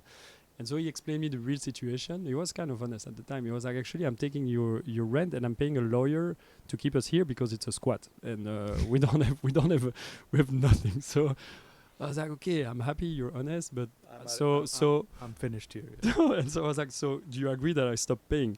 He was like, okay, for now. And so I stopped paying. So he paid the lawyer for a while. No, and so the lawyer was like fighting for us, but it was a done fight. Like we were done. And so but we managed to save 1 more year free of rent. What kind With of guy? hot water What kind and of guy internet. was this? He's incredible, man. It's just, I don't know, like a New Yorker. A guy. But like older guy or? yeah, he's an artist, but his art was astonishingly bad. He was kind of a weird, like a weird. drawing weird nudes or something. No, worse. He was making bucks in wood. It was like a child of 12-year-old. He was a really weird guy, but super nice, not normal. But that was his thing. He would jump from one squat to another. He was a specialist in squat, which I didn't know back then. But to be honest, I'm happy. I lived there for 1 year for free, so I was really happy. Okay. And so then, That's on Division Street. jeez, man, and so you eventually that Stop. you stopped, and you're still in school. Yep. Doing weird projects, going to Going Africa, back and forth to Africa. Yeah. and you moved somewhere else. I moved back. Yeah, I moved to South Fifth and Bedford in a weird loft with like 6 other people. It was. South Fifth and Bedford. That's You so. see, you've probably been to No, you've probably. I'm thinking of what's on South Fifth and, but that's It's where. like that big white. It's still a weird loft now, but they added like 3 rooms in that Isn't loft. that for- Max Pask lives there? Was it there for a while? No, I don't know. I'm It's not possible. not a loft, but there's It's literally on the bridge. Oh, but so that's those artist studios that Yeah. are there. Okay, I didn't know people lived in that Yeah. building. I went there and I went to like rent a studio one time, and I was like, I'm not doing this anymore. I'm not 25. Yeah. Well, I was Yeah. old. And I was living with 6 people. Oh God. Ah, But boy. you're still in your 20s, barely. Yeah, barely there. 29 or Yeah. so. 29, and 2010 is coming up, and you're gonna finish your school program. Yeah. Because that's what 2 or 3 years probably. No, I arrived in 2010, so I finished in. Oh. Yeah. Just It's 2 recently. years. It's a 2-year thing. Yeah, I arrived recently. I arrived 9 years ago. Yeah, but so I always think that like 2010 is like 3 years no, ago. No, it's 9 years ago. Okay, so now you're done, and you're like, okay, I'm gonna stay in New York, because everyone stays in New York after they come here. But no, but it's complicated. I mean, I don't know you, but it's complicated. Like I arrived here, my plan was to stay with my girlfriend, do that school, and move to São Paulo and have a life in São Paulo. And we broke up in a pretty dramatic manner, and so I kind of like took a long time to recover from that. Yeah, And that's when I finished school while recovering, and then I don't know. I was really lucky that I moved in New York at the same time as my best friend from Belgium. By chance, he was living in Beijing, and his girlfriend moved here, and he decided to follow at the same moment when I arrived. So I basically arrived in New York, living with my best friend next door. So it was kind of the best 3 years of my life. We had a lot of fun, and we reconnected a lot. And and thanks to him and with him that we explored like the whole. I mean, we were like just kids. We were just arriving here. We were just excited kids. We're So both you're- into music a lot. That's where we learned to DJ together in my basement. That's when we just the two of us who got excited about DJing, and we're Yeah. like, whereas all our friends were listening to rock music, we're like, no, we're gonna DJ. And So so you're partying, we're partying. and Yeah. where are you going to at this time? Do you Well, remember? it's the beginning. So like I arrived, and he was living in Bushwick. It was like there's that thing called Black Market. We should go check it out. I was like, sure, let's go check it out. I was like, whoa, okay, interesting. It was the beginning of Black Market and stuff like that. Yeah. Then we went. I know. And then the funny thing is, we discovered Lloyd and Blue James and Elie Escobar at Le Bain on a Saturday. Yeah. And we arrived, and they're like, well, you know, you're new in New York, etc. You arrive in that place, and we were like, whoa, this is really funny. This is really, really funny. And we had a lot of fun. So we went a bit too much on Saturdays at Le Bain to see Lloyd. We had no idea who they were. And we Yeah. were like discovering, and we were like, their energy. I mean, Blue Yeah. James. Like, yeah. we were. So we really connected well with Blue James. But Jim, my friend, connected really well with Blue James. I connected a bit more with Lloyd. And the thing that happened a lot is like after Le Bain, we closed at 4. And I always had the good idea. I was like, yeah, let's go back to Division Street at my place in Chinatown. And so James and Lloyd would come and make everybody laugh for like hours. Yeah. Like, you know, like doing their thing. And that's how we connected with them. And so this goes on for a few years Yeah. probably. I can see that. Yeah. All of a sudden 4 years have gone by. Exactly. Exactly. You're like, wait, maybe I should do something now. No, or- no, but exactly. So on the side, I was working, so still back and forth with some big jobs in Africa for when I would go for like a month, and then edit those jobs here for like month on, and for NGOs. So this is mostly video. Yeah, and for editing. NGOs. Yeah, Okay. yeah, for like And what- people working there. And would we know any of these NGOs? projects? No, you wouldn't know. It's like because it's weirdly so. All those videos are mainly aimed at internal So it's communication private stuff. for all the people internal of the UN, internal of all those things. Well, they're on Vimeo somewhere, but you don't want to watch them. I promise. and and so that's on the side. And also I started to work for Le Pain Quotidien, you know, that Belgian bakery chain that's in New York a lot, the Daily Bread. Pain Quotidien. Right, it's a fancy, probably. yeah, it's a fancy bakery place. Everybody thinks it's French, but it's actually from Brussels. And I connected with them. I was like, I'm Belgian. I'm doing video. If you need like a freelancer, can I do stuff? And so they hired me a lot. I was not really allowed to work for them because as a student you cannot really work. But so they would pay me through Belgium, and so it was okay, I guess. I hope. And but I work a lot for them, so that helped me a lot. It helped me a lot actually. And then well, it's. But then that's kind of the key moment. I think it's as you said, 4 years went fast, 5 years, and then all those freelance jobs, they become less interesting. I think in New York, if you're a freelancer in photography and video, or you get to a point where it becomes really like big jobs and you're getting somewhere, or you're dead. Like it doesn't go anywhere. And I was at that point where it was going nowhere. I was more of the job were less interesting, and I was really. Oh, because the corporate world No, I don't think, and also I don't think I was that talented at all. So I think I love it, but it was not my thing, and I could feel it while producing stuff. It's not. I was I like it, but it's not my. It doesn't excite me anymore, and so I was less and less excited, more and more panicked about the fact that New York is a tough place. I have less work, and I was a bit of a point like I was like, this is not looking good. It's not looking good. I don't know where it's going, but in your head starts the little thought like, okay, I might have to go back to Belgium, and that sounds like really terrible. And I was really not in a good place at that moment. And it's kind of like the cute story. It's exactly. But you're still on a student visa, or you? I went no. So basically, what you do in the US, you just go back and forth. No, you go from student visa, then. Since you went to new school, you apply for the O1. It's what people call the artist visa. It's all like the extraordinary ability visa that everybody gets. Yeah. And it's like $500 and you get it. Oh no, it's not $500 sadly. For the administration. No, it is technically it's like $400, but you need to hire a lawyer to do that. So it's way more expensive. But then you get it, and you're good for 3 years. I was on that visa, and then I was panicking, and both my friend Jim left. Because his wife, they were like, "Fuck New York! Like we're going to Belgium. It's not easy here. We want to have a kid. We want a normal life." So they left, and I felt a bit alone. And back then I lived in Greenpoint, so I knew that little triangle that we talked at the beginning. Yeah. And I kind of because when you knew that triangle also there was something you magical. You walk past it every time, and you're like, "What is this? What goes on here? Yeah, who owns this place? Exactly. Who owns it?" And so still nobody knows. Nobody knows. You know who owns it. Well, no, I know. Back then nobody knew. And then one day when I was really, it's a true story. So I woke up completely panicked and in really high anxiety. And so I asked my girlfriend back then to go have breakfast with her because I was really panicking. Different girlfriend? Yeah. Okay. Yeah. So you moved on. Yeah, I moved on. Someone normal, someone good. Okay. And so she helped me. She calmed me down. So we talked for like a long breakfast. She was like, "You need to calm down. Just relax, go to your little office and make some plans, think a little." And so I walked from where we were to my little office I was sharing with a lot of other friends. And I walked through that little triangle.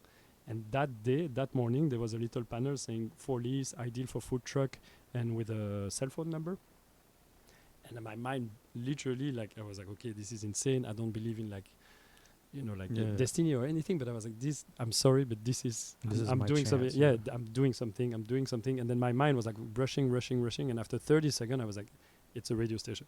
That's it. It's a radio station. It makes absolute sense. I don't know why. And then now I understand, like, I was listening to NTS, to Red Light, blah, blah, blah. I couldn't see the equivalent in New York. So all this makes sense now. I mean, we had East Village Radio, but it wasn't really... But back then it was already... I don't know, but I think it was already a bit... But it was, definitely thanks to them too in the influence. And so when I had this idea and I saw that triangle, like a terrible dog, I just bite it and I never let go, and that's how it started. And so when was that? Do you remember? Yeah, it's so basically it's February 2007. 2017. Sorry, 2016. Okay, so you had some years in New York where you were just having a good time. It sounds like so. That was just figuring it out.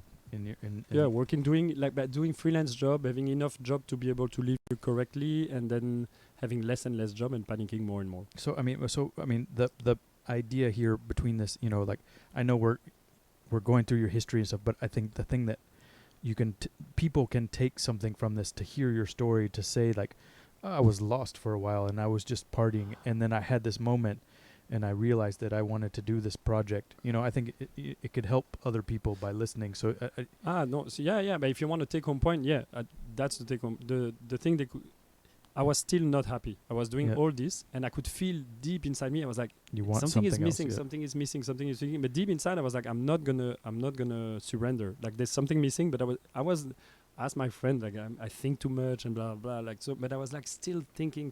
I was like, something is gonna come. So my only advice is like, never let go of that. Never surrender. Like if you if you think something is still happening, like just continue, and you'll find it. And I did continue, and I'm an extremely lucky person to have had that possibility come, but like I was ready to grab it also. So you weren't all along like think, oh, I'm gonna set up this online radio station. It just happened because you saw this place. Yeah. So yeah. And the place, I think, if you think about it now, like like the place, that triangle is magical. It makes sense for a food truck for sure. And then you're like, oh wait, but is that gonna make me enough money? No. I never thought about a food truck. Really, when I thought about the thing, I was like, I was thinking like something creative. I was like, oh, like a place for us to meet, like something. And then directly the radio came after 30 seconds. Like it was directly, and then came the idea of the kiosk to finance. Because there's no money. There's no. Yeah, I mean, I could just think about my friends at Dublab, and I remember every year when they have to do the proton drive, and they're always like bummed out. They're like, I got to do the proton drive. Exact, and I wanted to even NPR, you know. Always, and I wanted to prove, because that's also the terrible thing about, and I love all those institutions, they're so important, but that it feels so depressing, like you have to beg for money every year, and like if it's not to people, it's like to brands and to institutions. And I was like, I'm not going into that, and like theater, we don't have, like no one has enough money. And I was like, I'm sure there's another way, so we're gonna sell coffee and beer, we'll figure it out, I'm sure it's gonna work. But I had no idea what I was doing. I had one moment in my life where I had to beg, and I always remember, like I just moved to New York, and I like, you know, you time everything out, and I'm like, I'm gonna get my first paycheck today, and like I'm like, okay, I get my paycheck, I'm gonna go cash it, and like they wouldn't let me cash it, like I didn't have like the proper ID or whatever, and so I didn't have enough money to get on the subway to like go home, so I had to like stand and beg for money, and I like always remember that. I'm like, damn, I don't want to do this, you know, like, and that seems to be the same. But for me, for the institution, I think it was important for like a cultural project to show that it's possible somehow to find a way not to have to beg for grants, etc. I mean, it would be great if we had a grant, to be honest, but like... Yeah, but that's weird too, because then they start to have a say in what you do. They get to curate. So I tried to apply for a few grants, and they asked for so much stuff at the end, and for like so little money, I was like, actually, I think I'm going to try to sell more beers. It's going to be fine, because it was too crazy. Because they asked you, and then you have to prove how many people come to your events and or to your thing, etc. Which is normal, huh? It's like you have to be transparent, but it's really heavy. Yeah, but even So, I'm gonna switch over. Like this is, I didn't know anything about this. This is gonna go back to, this is the first time I remember meeting you. I work at the Thing, as people know, junk store, and I'm like in the back, and Lloyd comes in, who I know just from, you know, whatever. He's a record dork too, you know, and he's friends with my other record dork friends, and. Well, they would have a party every year. Their backyard, they would have a party, and we would go there and get yelled at by biker gang people or whatever. And but he came in with you, and you were like, they were like, I'm gonna start this place, and you guys, you want to come do a radio show on here? And I was like, you know, I have one already, and I'm loyal to them. And and then I was also like, I think you guys are just gonna get shut down. That you didn't say. You didn't say that second part. But that's what I thought. Because you only said the first part, and I was really impressed. I was like, I was really impressed by your answer, and I was like, that's a good person. I was loyal. They didn't do anything wrong to me ever, I know. And they supported me. There's no reason. Actually, felt bad. We asked you because with your answer, I was like, shit, it's true. It's not correct. Like, what are we doing? But it's just like we wanted to have you on board. That's it. Yeah. No, I understand. I wanted to do it too, but I was like I just am a loyal person. If nobody's done anything wrong, also you thought we would fail. I also thought that too. I don't know if I ever told anybody. I was just like, there's no way that's gonna work. It's like there's a church there, there's a school there, and so like I've told you this over the time, but I'm really impressed that you've made it this far. You know, it's crazy to me because it's not easy to do stuff like that. So thank you. I appreciate you've done a lot of work. And the other thing too, that I mean, eventually I switched over, like for whatever reason. This is just my personal view.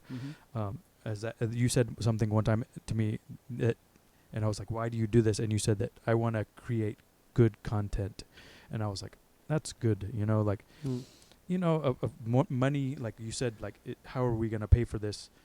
You just want to pay for the thing and make it exist, but to not think about money, I think, kind of makes it work more. I'm not quite sure what my point is, but there's you had good intentions, and I think that has kind of been why it has worked. Or I don't know, maybe you just like a challenge. I don't know what. No, it's I not don't a know how challenge, you did to it. be honest. No, but if I have a hard time talk about like stuff like that, etc. But if I can, this project come from the bottom of my heart, like the bottom of my heart, and because that's the only thing. And I'm really thankful it's working because it's giving me the most nice and interesting life, making me meet incredible people with incredible knowledge, etc. So, but the key thing was to kind of show that in New York it's still possible to do something like unbusiness, unlike, you know, something just a bit more sacred, a bit more like. Yeah, I don't know. It's hard to put words, but like we needed it. I didn't. That's the other thing too. Is like a lot of these things they come in. You know, they say like whatever Red Bull or these more, you know, boiler room, these things that are sort of similar in a way, but they come in and they have the profits in mind, or I don't know what there's a difference, but we needed some kind of community thing, because there is a scene and we all know each other, but there wasn't like a place where we could go and just like not pay money to go in and you know, share music and stuff like that. So it's really ended up being a pretty great thing. Well, that's what So thanks for doing. No, because that's what I realized because you say, I got lost.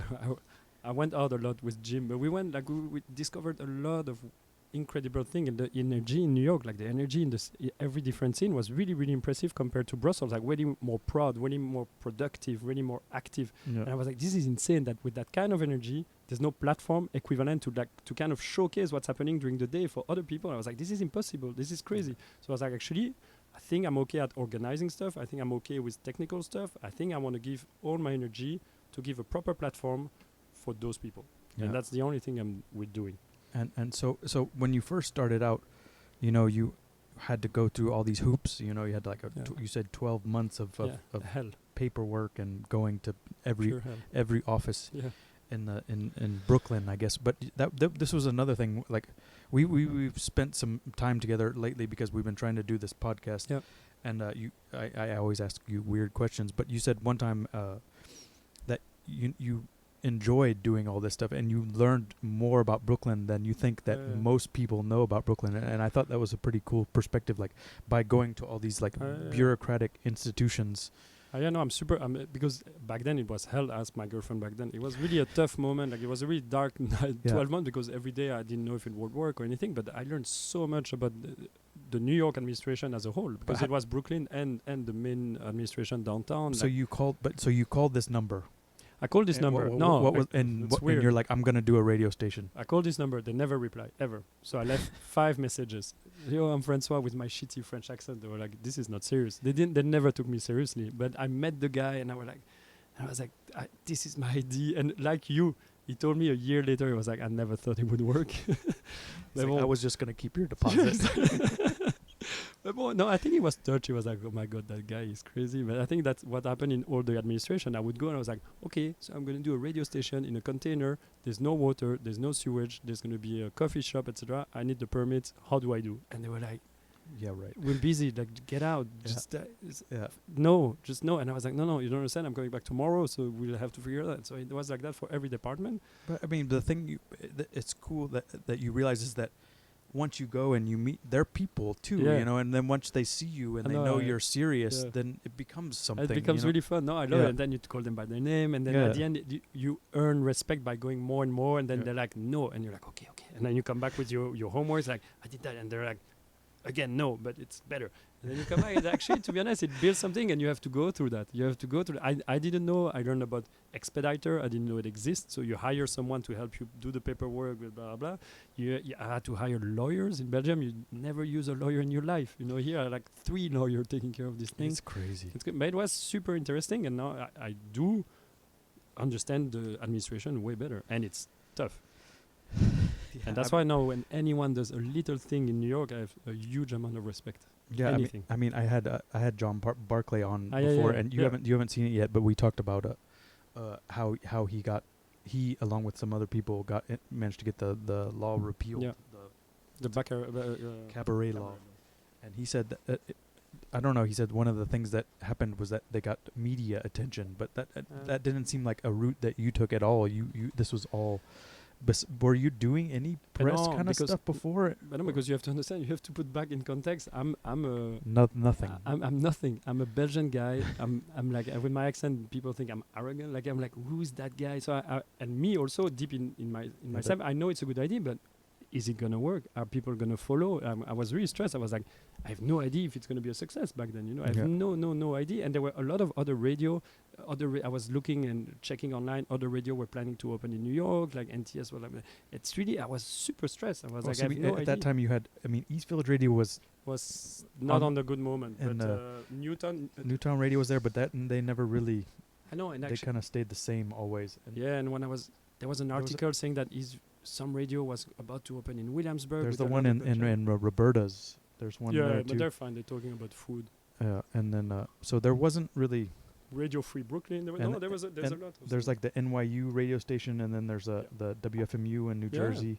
So there. I mean, but there's a radio culture in New York, like WBLS, Kiss FM, like which I have, and I have to admit, I have no idea. But I'm super bad. But I mean, that's probably also a good thing to be so naive, you know, just to believe that you can do it, you know, like But I could feel, because you know, like it was really on the day to day. I would go to all those parties. I would know all those DJ, etc. And I was like, they don't have a show on any radio. I know they don't have a platform. They maybe do a mix here and there. They put on SoundCloud, but they don't have that place where they can, you know, like. There's a couple people. I mean, like there's like Dwayne, or like a Small Change, were like WFMU guys, and like Tim Sweeney had his NYU show.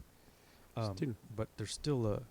Yeah, I don't know what happened with EVR. It was just like, I guess Veronica kind of left, and then it got weird. I don't know. I never really understood. Pauline knows better. So Pauline, who joined us the first week, she was working at EVR, and she was like, "Oh, I come here."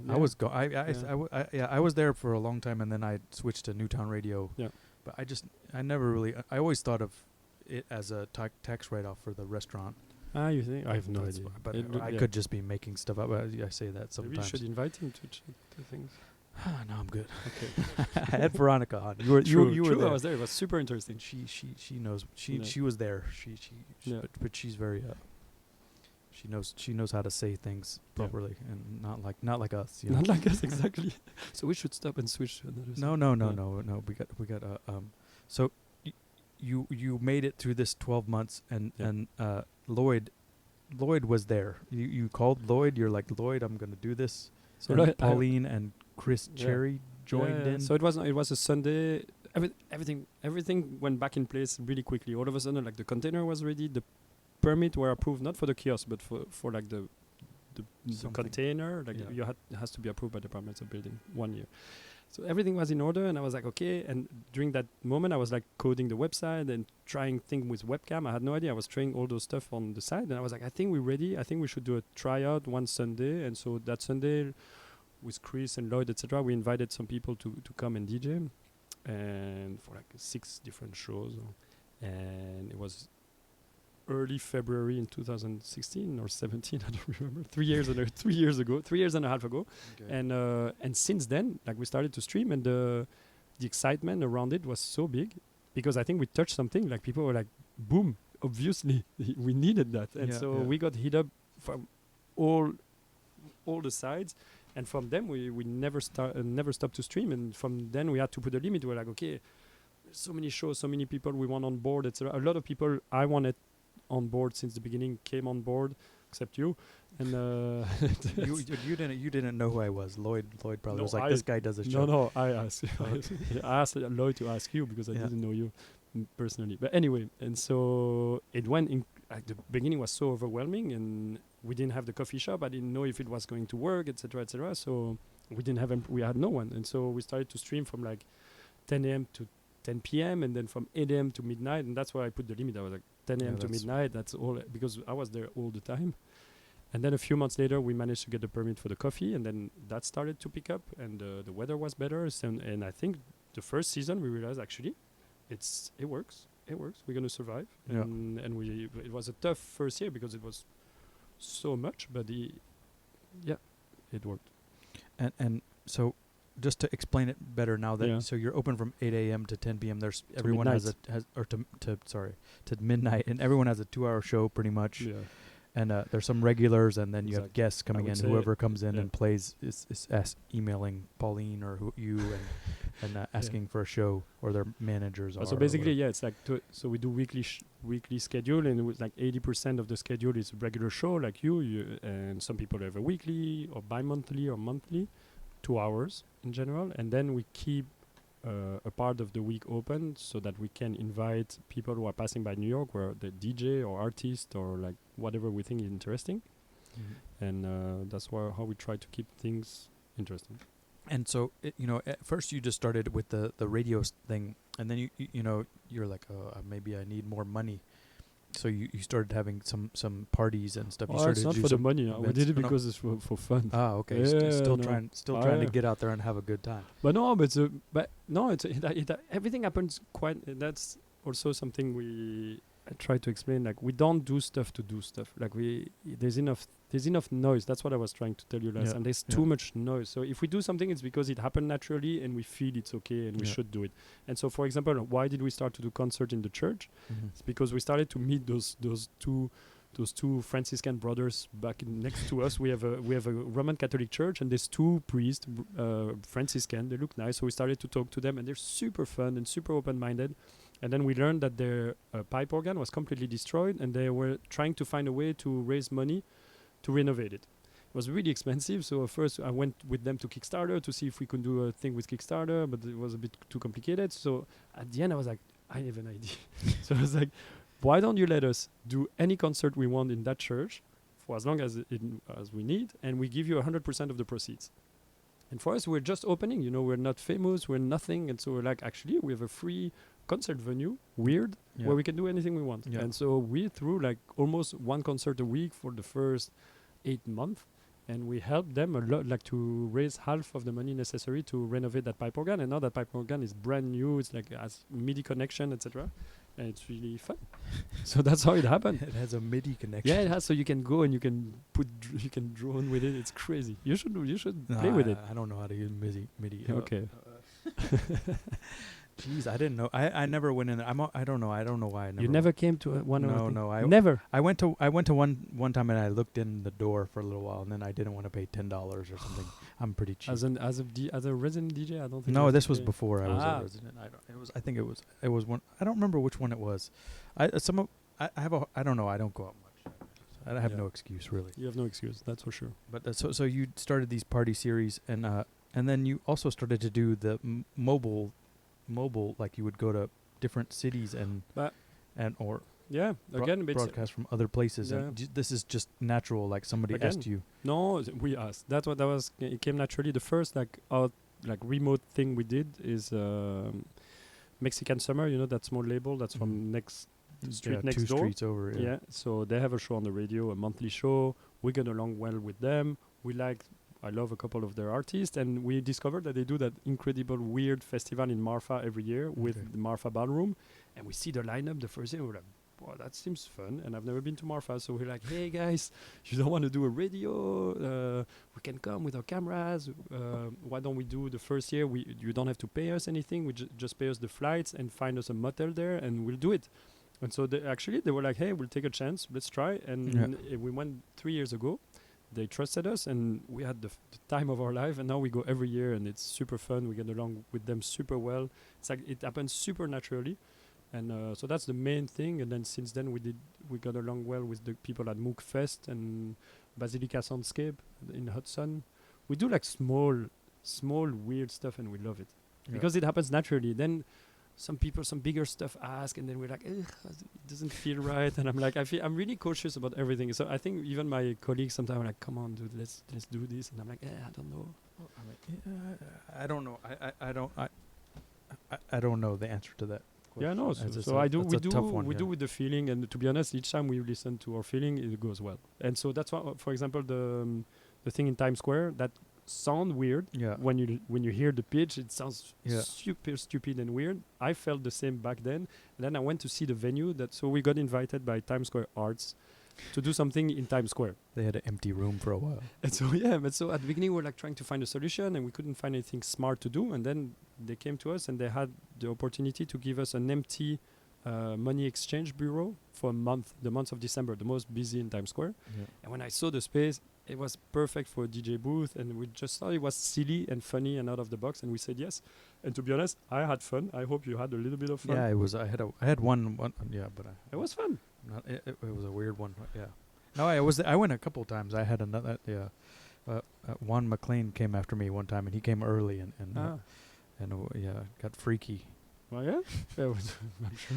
We'll have to talk about this later. The lot's going good, and then I mean, you had a rough patch recently. We don't have to talk about it too much, but some people are jerks and were complaining, and you had a hard time. But somehow, I also thought it was the end again. Even I thought it was the end at the beginning. So so it's you made it through, and I'm impressed once again. You powered through it. But what I learned from this is that if you don't like a business in New York City, you can pretty much have them shut down. No, easily.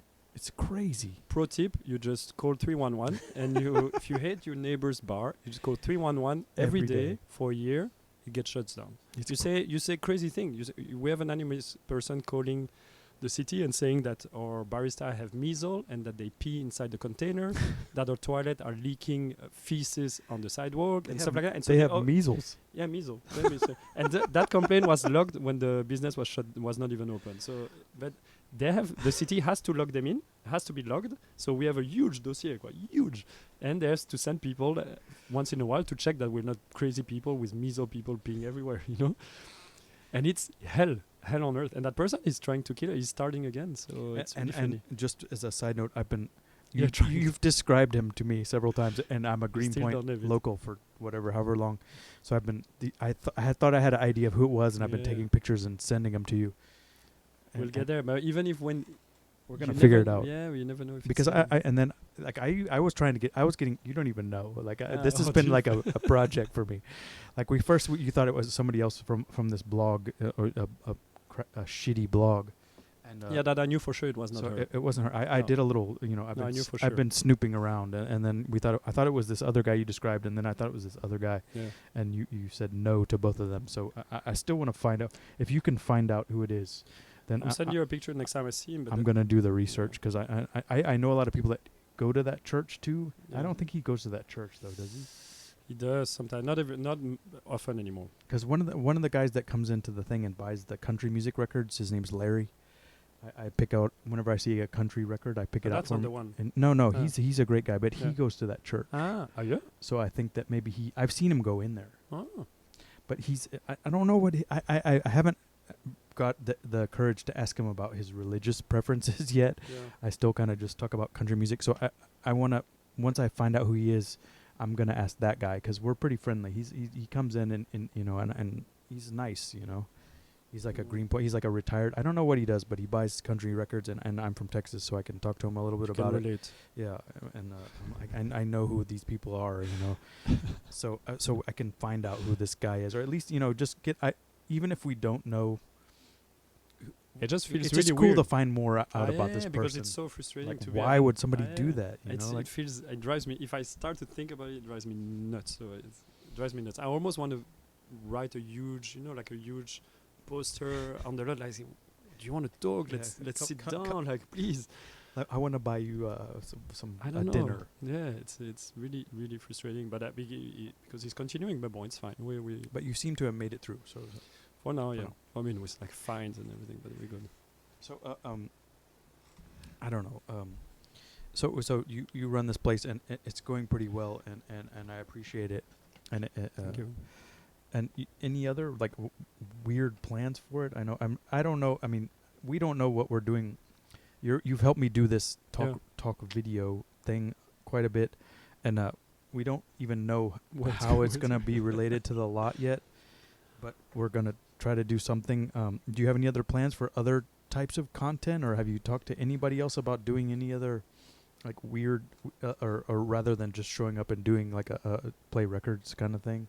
Do you have any other ideas? Or to be honest, everybody asks that. Like, it's like, okay, what's next with the radio? What's next? What's next? And to be honest, like, for a while, it would really stress me because it's in New York. It's always like, okay, what's next? It's great, but like, whereas I'm like, I think I want to concentrate on continuing to do as good as possible, to be as welcoming as possible to new young people who are doing new kind of music, etc. They need to feel at home also at the radio, so we try to kind of like make them feel welcome, etc. To keep the schedule as interesting and kind of understanding what's happening in the city as much as possible, and on the side do like quality events, like like the block party where we have fun, the anniversary, the remote shows with key people, like the New York Public Library was fun to do, like to go into their collection, stuff like that. I don't know, to be honest. We're not going to really revolutionize the radio station. But I think it's good to have a period where it's running smoothly. Yeah, it's never smooth. And actually, but I was happy when you hit me up about this, because I think I love this project, and I think you're the right person to do it, and it's cool. We'll see. So I'm happy to. I was happy to help a little bit on this, but I didn't do much. You did everything. No, I don't.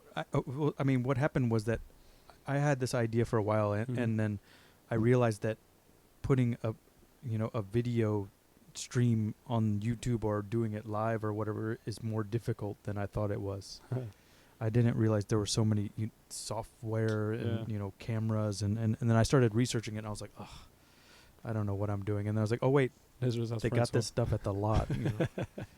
I'm glad I could help. So I'm gonna ask this guy, and hopefully I don't know. I mean, I guess we'll just show it on there somewhere. What we have to talk about it. No, we know. Your channel is the most important. Talk video or video talk? Talk video. Because it's like TV, television. You can always remember it that way. Talk video, and just on the radio, I think we just help with because we have a bit more follower for now, and we're gonna just release the teaser there and just tell people to go to your channel.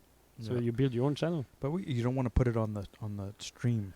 Yeah, we wanted to do late night thing. Yeah, let's do that. Yeah, whenever because for midnight. Yeah, I don't know. I'm not sure, because we're gonna put out all. Is this weird? We talk about this. Is going to be like I mean, I don't think they're interested. I think they're not interested. That's okay. Who cares? But so like there'll be at this point it seems like there's going to be 10 or 12 already at once. So I don't know. I mean, you could do like a marathon or something. You want to do a night? I don't know. I don't know. I'm just. These are ideas that are coming out. I don't know. Who knows? We have to think about it. We have to think, but when you watch it, I hope it's not going to be the first episode. And no, it's not. I'm gonna do them in order, or I'm gonna put them. I don't know. I really don't know. I mean, if we're gonna stream them from you, then you can't put them all out at the same time. They have to be in some order. But if I publish them on YouTube, I might put them all out at the same. I don't really know. No, I mean, there's once a week for a while. I really don't know.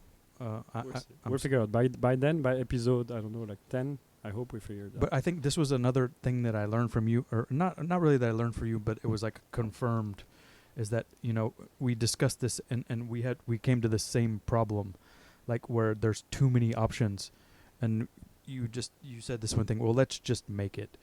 And that was a good. I've heard that several times along. With my music career, I've heard you like have all these ideas about what you want to do. You just make it, and then you figure out once it's made, then the idea will come to you. True. So we're getting in the second bottle of wine here. Thanks a lot to our new sponsor, Louis Dresner Wine. Dresner Wine. We should get a sponsorship. No, we don't. I tried. Free, like we got it. So far, we've gotten Focusrite sound card. Did you figure it out now? Because it was a bit. Yeah. We got the monitoring is now in real time, but there's a lag with the video. No, but that's the software creates a lag to synchronize everything.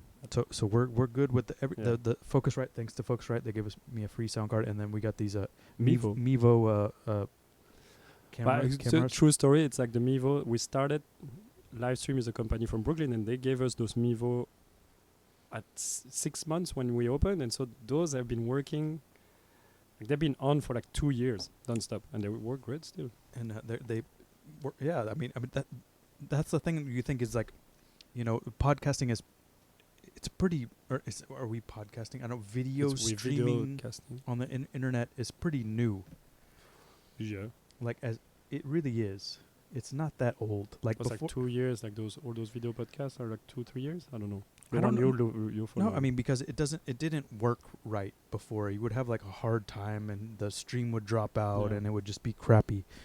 So I mean, that's the thing, is like, now that we're doing it all the time, we think that like, oh, it's just easy. It's a given. Yeah, no, yeah. But then you try to do it, and you're like, oh, geez, this is hard. What software are they using? But that's And one thing. To be honest, if I can say a little note, we are so lucky to arrive with the Lot Radio at this moment in time, because, to be honest, the technical side of the radio was the easiest and was the most funny. It was like YouTube was free to live stream. Live stream is más o menos free. Yeah. Like it was super easy, and like OBS is a really powerful program that you can. It's free and it's super powerful. So that's kind of exciting times. And I always say that, like, and since then we've seen so many radio stations open. It's so cool. Even in New York, there's more opening. It's incredibly cool. The only thing is that like to repeat also is like, yeah, the broadcasting part of it is super easy. You click and you can stream HD anywhere in the world. But like, I think the core of our work, us, Pauline and I, is to maintain the station. The radio station part of it. The station is the important. It's like the container with the gear that everything run, that the archive is done on time, that it's properly tagged. And this is the tedious and part that people tend to forget. yeah, I mean, because this is not just, that it seems like, okay, yeah, these people are having fun playing music. Yeah. But there's also, you're archiving, a 2-hour show. It's 10 a day, or however many a day, Yeah. 6 or 8 a day.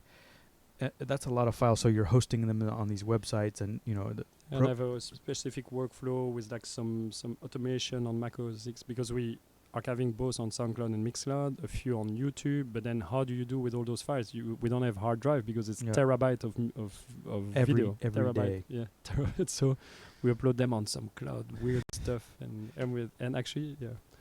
So it's just I just want people to appreciate that it's pretty complicated. But it's super fun. Yeah. So yeah. Thanks for doing that. Do we miss anything? I think I don't know. We're coming to a. We went. If we drink any more, we're Shit, gonna. an hour 46. I'm I gonna think it's too long, man. No. I had other longer ones. So Yeah? far. Yeah. This has been I think it's the sweet spot. About 2 hours is probably good. I don't Thank know. you for listening up to 1 hour. But 46. don't you? I mean, you don't ever watch. You don't watch this No, stuff. I don't have time anymore to listen. But before the video, I would listen to music all the time. When and you're take 42, you'll have time. yeah, when I stop. I'll check all your episode at 42. No, okay, but I mean, did we miss anything that you wanted to Let me talk think about? Or once again. No, there's one. It's super tacky. Like, it's a bit cheesy to say that, but I'm really extremely thankful that, because there's that platform, but it allows me to see so many incredible, talented and truthful. Because that was the core of the thing. That's one thing I wanted to explain. That thing, the cornerstone of it is the love of music, and people around it who have the same love of music. Wherever I lived in my life, any city, etc., I would find the same people who have a completely irrational love of music. It's everything. Their life is music. It doesn't make any sense. It's not going anywhere. The music will always be there. And I wanted to create that place in New York where it shouldn't happen. Like, everything is not sacred. Everything is business. So I wanted to create a little island of sacredness like that for those people, so they feel welcome there and they understand. And I see them and they're there, and it makes me feel great. yeah, but somehow, I mean, the one thing that I notice is, whenever you have a guest, pretty much you're always there. If you have someone come from out of town, especially if it's their first time, Yeah, I try you to generally come by and say, and that's impressive. And the other thing that I noticed that I appreciate is that every time I go to the studio, there's an improvement. You're not like stopping, like even if there's nothing to do that day, you're gonna be out there like picking up the cigarette I butts. like you notice. know, Well, but yeah, but it's the minimum you can do. Like, you're Yeah. taking your time. You're taking 2 hours of your time to share the thing, etc. I would never feel comfortable in welcoming you in where a CDJ is not working properly, etc. I feel so bad when that happens. I'm like, okay, shit, I need to go. The cable is not right. I know it. The camera is not okay. So and Yeah. I live next door. I'm lucky, so I just come and I make sure that everybody's happy. I don't know. It's like, It's It seems a to gift counter gift. Like you guys are giving time and knowledge. I'm giving my expertise to make Yeah. things smooth. Yeah. That's it. Well, thank you very much for I'm the happy. platform. Anybody that doesn't know, visit thelotradio.com, and hopefully it And come by, or come sticks by. around for a while. And we don't know. We don't know Yeah. what's going to happen, but more stuff will happen. So stay tuned, and thanks very much for helping with everything, and thanks for coming by. I hope it was okay. Thank you. I hope it was okay. Thank you.